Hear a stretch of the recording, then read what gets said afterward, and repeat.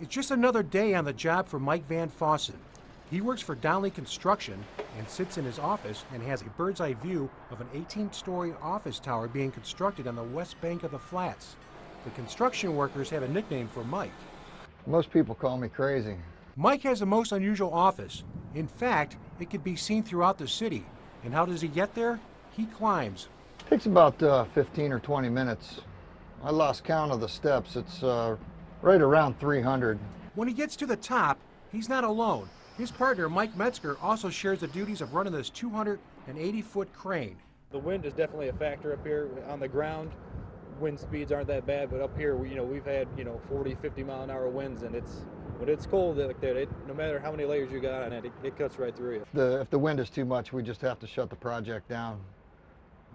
They seem to understand, because it's not easy hanging on to something that's blowing around down there, especially if you're blowing around up here. Mike works 10 to 14 hours a day and says it feels like you're on a boat because the crane sways back and forth 10 feet. They get their radio commands from down below. You got to watch out for the workers down below, making sure everything is fixed safely and it gets from point A to point B with no interference. Try not to pick it over people's heads. There's a certain amount of concentration that you have to maintain.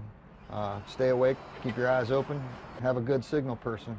The massive crane will be extended to 380 feet once they can tie it to the office building.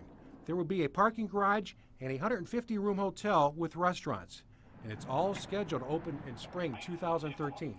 This building started from scratch, really, and just watching this come out of the ground, that's one of the most impressive things that I've really, you get to watch up here. Stop. A view of Cleveland many never get to see. From high above downtown Cleveland, Gary Abrahamson, News Channel 5.